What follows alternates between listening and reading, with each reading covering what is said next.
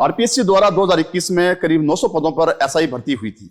उस भर्ती को लेकर लगातार विवादों में आरपीएससी तो रहा ही है, लेकिन अब जब नई सरकार सत्ता में आई है भजनलाल की, उन्होंने एसआईटी गठित की और एसआईटी गठित करने के बाद 100 के लगभग 85 से 90 के कैंडिडेट, फर्जी कैंडिडेट जो एसआई लगे हुए थे, बने हुए थे, उनको गिरफ्तार कर उनकी परीक्षा जो है वो रद्द करने की मांग की जा रही है। हालांकि एसओजी है लगातार एसआईटी के माध्यम से गिरफ्तारी कर रही है और जांच भी जारी है, लेकिन हाल फिलहाल सबसे बड़ा दाव पेच जो यहाँ पे चल रहा है राजस्थान प्रदेश में, वो चल रहा है कि जो कैंडिडेट एलिजिबल थे और जो एलिजिबिलिटी के आधार पर नहीं लग पाए, जिनकी जगह पर दूसरे कैंडिडेट फर्जी कैंडिडेट लग चुके हैं, उनका ये मांग है, उनकी ये कहना है कि एसआई परीक्षा है वो रद्द की जाए।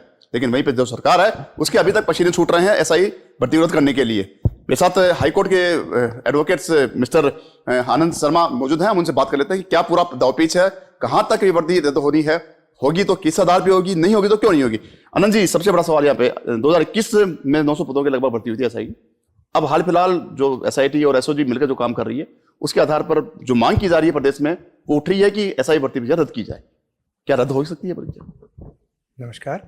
देखिए, किसी भी सरकारी जो कर्मचारी होते हैं उसको नियुक्त करने का और उसको सर्विस से बर्खास्त करने का अधिकार जो होता है वो सरकार के पास होता है।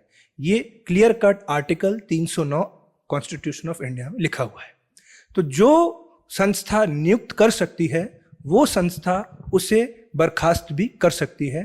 तो इसमें कोई शक नहीं है कि अगर सरकार के पास कोई पुख्ता कोई एविडेंसेस हैं इसके तहत कि ये भर्ती में बहुत ज़बरदस्त तरीके से धांधली हुई है, तो इसमें कोई शक नहीं है कि ये भर्ती रद्द सरकार कर सकती है।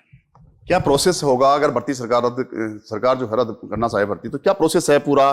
क्योंकि आरपीएससी पे भी दबाव बना हुआ है कि आरपीएससी लिखित में दे, जैसे जो सूत्रों हमको मिल रही है, राज्यपाल महोदय हैं, राज्यपाल महोदय इनको फैसला ले सकते हैं रद्द करने का। क्या पूरा प्रोसेस है? देखिए, इसको मैं बहुत संक्षेप में आपको अगर बताऊं, सरकार के दो अंग हैं अगर एग्जाम्पल के तौर पे देखें। एक है आरपीएससी, एक है एसओजी। आरपीएससी का काम था एग्जाम लेके सरकार को एक लिस्ट प्रोवाइड करना कि हमारे हिसाब से ये 900 कैंडिडेट एग्जाम में पास हुए हैं। जैसे ही वो कैंडिडेट एग्जाम में से पास हुए, आरपीएससी का रोल वहां हो गया खत्म। अब रोल आता है इन्वेस्टिगेटिंग एजेंसी का, जो कि एसओजी है, जिसने एसआईटी गठित करके और इस जो धांधली हुई है सब इंस्पेक्टर भर्ती में उसकी जांच कर रही है। अब जो एसओजी है वो अपनी रिपोर्ट सरकार को पेश करेगी। सरकार को रिपोर्ट का अवलोकन करने के बाद अगर ये लगता है कि इस भर्ती में धांधली का स्तर बहुत ज़्यादा है, तो निश्चित तौर पे सरकार की जो कैबिनेट है उसमें ये फैसला लिया जा सकता है कि इस भर्ती को रद्द किया जाए। एक सवाल यहाँ पे ये भी है कि सरकार द्वारा जो भी फैसले लिए जाएंगे वो चाहे भर्ती रद्द करने को हो या फिर नहीं करने को, लेकिन अगर रद्द होती है भर्ती तो जो ऑलरेडी लग चुके हैं उनको अपनी क्वालिटी पे कोई शक नहीं है और उनको पता है कि हम एलिजिबल थे इस पद के लिए, वो कोर्ट पर पहुंचेंगे। अमूमन है कोर्ट पहुंचने के बाद क्या कोर्ट से राहत मिल पाएगी उनको? देखिए, एक छोटा सा एग्जाम्पल मैं आपको देता हूँ। एक बाउल में खीर रखी है और अगर उस खीर में जो आधा हिस्सा है उसमें अगर मिट्टी गिर जाए तो वो कंप्लीट खीर को हम फेंकते हैं। इसमें कोई शक नहीं है कि बहुत सारे कैंडिडेट्स ऐसे होंगे जो मेहनत करके लगे हैं, पर ये भर्ती ही जब क्वेश्चनों के दायरे में है और ये भर्ती अब हम इसको कैलकुलेट नहीं कर सकते। अभी जो कैंडिडेट्स अरेस्ट हुए हैं वो तो उनको मतलब लाभ जो मिला है फ्रॉड का वो मिला है सीधा। अब ये हमें नहीं पता कि उनसे औरों को क्या लाभ कितना मिला, जो चेन है उसकी, जैसे मेरे को लाभ मिला, मैंने कितना लाभ औरों को पहुंचाया। तो ये चीज एस्टेब्लिश करना नेक्स्ट टू वो है possible. So the most important thing is कि अगर प्राइमा फेसाई बड़े स्तर पे धांधली दिखती है तो इसमें तो पूरी भर्ती ही रद्द होनी चाहिए और जो मेहनत करके कैंडिडेट्स लगे उनके लिए अफसोस की बात तो है, पर इसमें कोई शक नहीं है कि भर्ती रद्द होगी। अब सबसे प्रमुखता इसमें से सबसे इंपॉर्टेंट चीज है कि जो कैंडिडेट्स लगे हैं मेहनत से लगे हैं, नो डाउट उनके पास अधिकार है क्योंकि वो नियुक्त हो चुके हैं और उनके पास अधिकार है कि वो हाईकोर्ट में जाके अपना पक्ष रखें। पर सबसे महत्वपूर्ण चीज ये, इसका एक छोटा सा एग्जांपल मैं आपको देता हूं कि वेस्ट बंगाल में भर्ती हुई थी टीचर्स की। 5 साल तक वो सारे टीचर्स नियुक्त रहे, पर वो पहले ही दिन से वो भर्ती जांच के थी दायरे में। हाईकोर्ट में वो केस गया और वो पूरी भर्ती रद्द हुई। इसका मतलब ये नहीं कि उसमें लगे जितने भी कैंडिडेट्स थे वो गलत तरीके से लगे, पर अब जब भर्ती पे ही क्वेश्चन आ गया तो हम फिर उसको कंटिन्यू नहीं कर सकते क्योंकि फेथ नहीं रह पाएगा। जो कैंडिडेट्स सेलेक्ट होके आया है उस एग्जाम को, जो एग्जाम फ्रॉडुलेंटली हुआ है, तो हम ये उसमें डिस्टिंग्विश नहीं कर सकते कि कौन तो सही से लग गया है, कौन गलत से लग गया है।